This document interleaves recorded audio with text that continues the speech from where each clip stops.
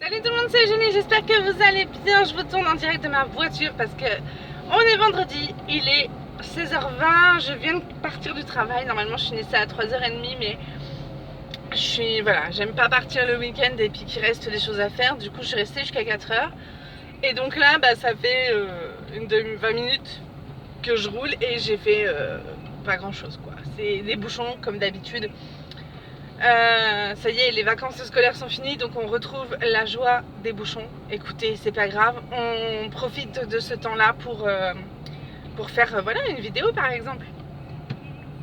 Donc cette vidéo n'a rien à voir avec le DP, donc déjà, je pense très fort à vous. Non seulement déjà par rapport au fait que vous êtes de nouveau confinés, je vous souhaite plein de courage. Après, prenez soin de vous, de vos proches. Et voilà, restez chez vous pour le bien de l'ensemble en fait, tout simplement. Bien sûr, je parle des gens qui le peuvent. J'entends bien que tout le monde ne peut pas confiner. Déjà ça, ensuite par rapport aux attentats qui se passent en ce moment, j'ai jamais été aussi heureuse de toute ma vie d'être loin de la métropole. C'est peut-être de la lâcheté de dire ça, mais voilà. Bref, en tout cas, je pense fort à vous. J'espère que vous avez des DP d'avance. Et puis voilà, tout simplement. Donc cette vidéo n'a rien à voir avec les diamond painting, mais il y en a une très vite qui arrive. Forcément. En fait, cette vidéo a été faite à la demande d'une personne qui a mis un commentaire sur ma vidéo, le vrai bilan, le bilan ligature des trompes.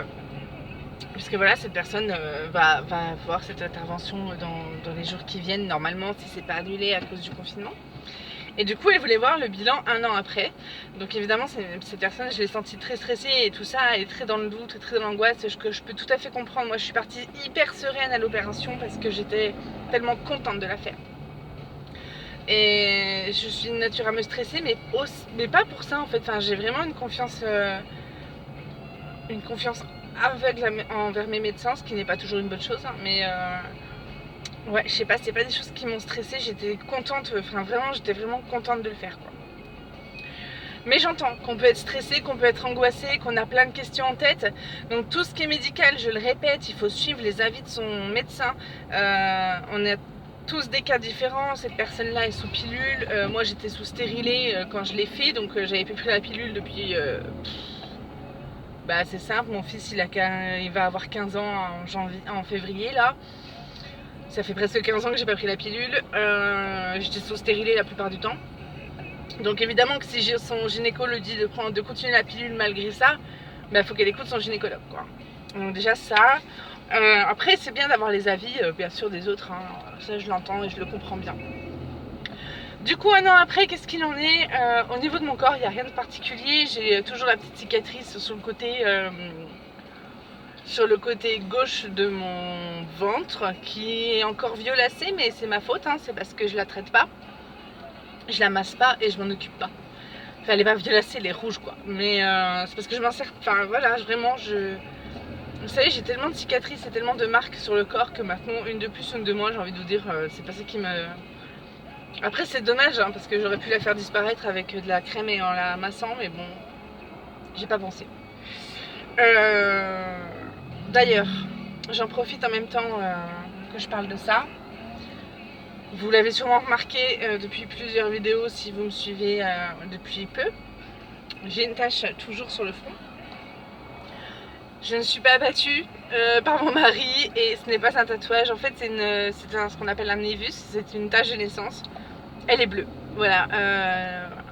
C'est rare, ça arrive pas souvent, mais c'est tombé sur moi. Donc voilà. Elle fait la même taille depuis que je suis née. J'ai pas l'intention de l'enlever, sauf si vraiment elle change d'aspect et qu'on me laisse pas le choix. Mais voilà, je me suis tellement habituée que maintenant quand on me dit vous avez quelque chose sur le front. D'ailleurs c'est fou parce que ça faisait des années qu'on me l'avait pas dit.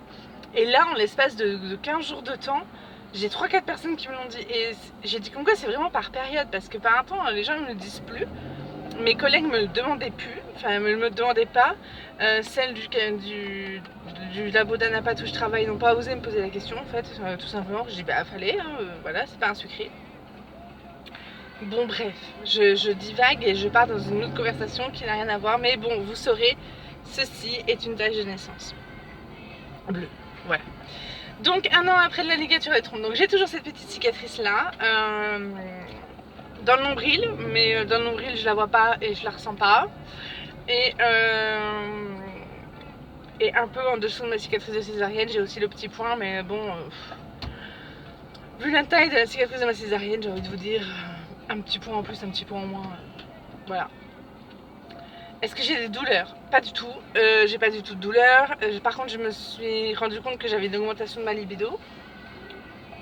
Ça faisait longtemps que je prenais pas les initiatives parce que bah, le stérilet de toute façon coupait ma libido, donc voilà, on fait c'est bien, on fait pas.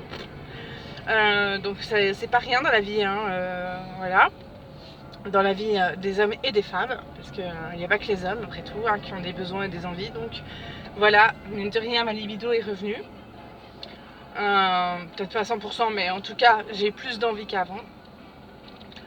Après, au niveau de mon corps, quoi d'autre? Mais je pense qu'au niveau de mon corps, c'est tout, hein. C'est vraiment une intervention. Je dis pas que c'est bénin, parce qu'aucune intervention n'est bénigne. Mais c'est une intervention tellement quotidienne pour les gynécologues. Voilà, moi j'ai pas eu de complications sauf une mycose vaginale, mais ça, comme je vous l'ai dit dans la vidéo du bilan, j'aurais dû m'en douter. Hein. Dès qu'on touche le pH, de toute façon. Donc de cet endroit, surtout que c'est un endroit qui est en plus de ça fragile déjà de base, donc j'aurais dû me douter. Mais bon, après ça c'est pas... Une fois qu'on sait ce que c'est, ça va quoi. Ensuite, quoi d'autre? Alors, des regrets, pas du tout, mais alors pas du tout, au contraire, hein, j'ai envie de vous dire, s'il fallait le refaire, je le signerais tout de suite. À la seconde, pas de regrets, pas du tout. Oh la vache, il y a du monde partout. Pardon, je regardais en même temps, mais là, enfin vraiment, j'avance pas d'habitude, autant j'avance un peu, mais alors là, vraiment pas du tout.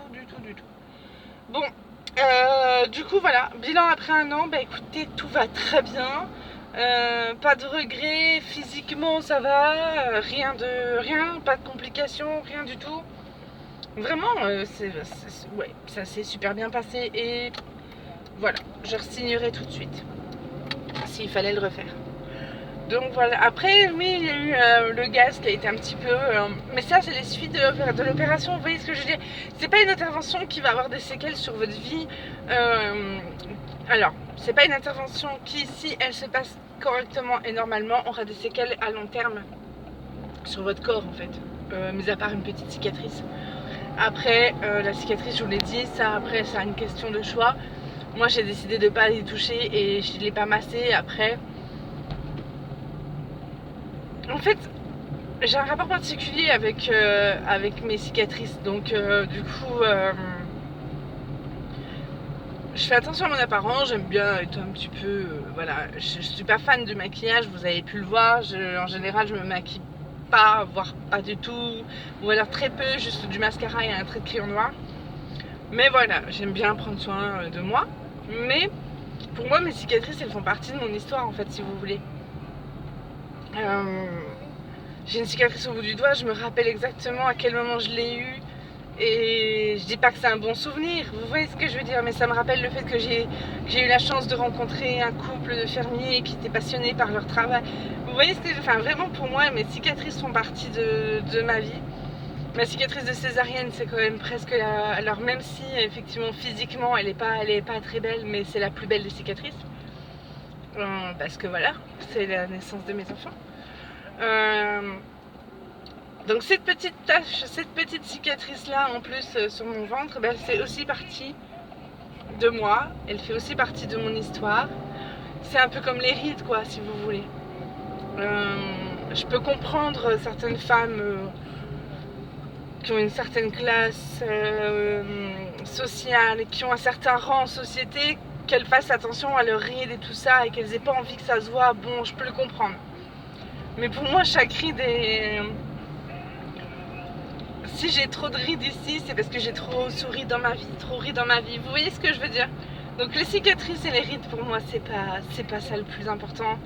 Le plus important, c'est de, voilà, de se sentir bien dans sa tête et bien dans son corps.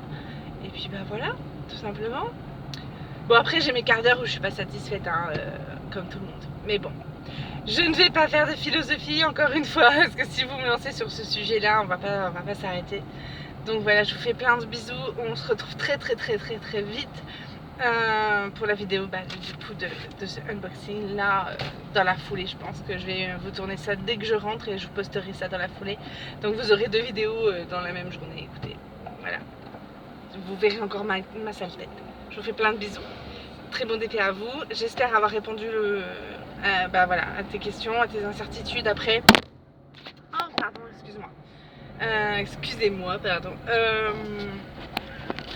Faut pas avoir peur. Enfin, si vous avez à avoir une intervention, maintenant que je travaille dans le médical et que je côtoie un peu plus ce milieu, faut vraiment pas avoir peur de le dire au médecin quand on est angoissé. Enfin, moi j'ai dû faire une FOGD, une colo. J'étais très stressée avant l'examen. Du coup, je l'ai dit au médecin. J'ai dit, écoutez, je suis très angoissée. Donc FOGD et colo, c'est coloscopie, et FOGD, c'est dans la trachée. J'étais très stressée parce que c'est pas hyper agréable déjà. Après on est sous anesthésie générale donc on sent rien, mais on n'est pas en fait moi je me suis sentie en position de non-contrôle parce que voilà, moi j'aime encore bien j'ai besoin de ça, de contrôler mon environnement et de contrôler mon... C'est pour ça que j'aime beaucoup ranger chez moi, vous voyez ce que je veux dire. C'est presque devenu pas des tocs, mais c'est presque devenu une obsession, il faut que ça soit rangé quoi. Du coup, là, dans la position où on est quand on fait une coloscopie, une FGD, on a quand même, on est nu sur la table et on sait qu'on va, c'est psychologiquement plus compliqué qu'une ligature des trompes en fait, à gérer. En tout cas pour moi, ça a été plus difficile de gérer la coloscopie que la ligature des trompes. Alors que bon, en soi, voilà. Donc, moi j'ai préféré en parler au médecin. J'ai dit écoutez, je suis très stressée, je suis très angoissée. Parce que du coup, j'ai pu avoir un petit traitement. Vous voyez ce que je veux dire? Alors si je n'en ai pas parlé, en fait il y a des examens, alors peut-être pas tous, je sais pas si c'est ça qu'on m'avait fait, mais il y a des examens qu'on peut faire sur MOEPA. C'est voilà, c'est un petit décontractant, voilà, tout simplement. Et c'est pour les personnes qui sont un peu stressées avant leurs interventions. Donc faut pas avoir peur d'en parler, de leur dire écoutez, ça, voilà, ça m'angoisse, ça me stresse. Parce qu'ils sont là pour ça et ils le savent, de toute façon ils le voient. Donc voilà, n'hésitez pas à en parler. Sur ce, je vous fais plein de bisous, prenez bien soin de vous, vraiment je pense fort à vous. Puis voilà, à très bientôt, ciao ciao.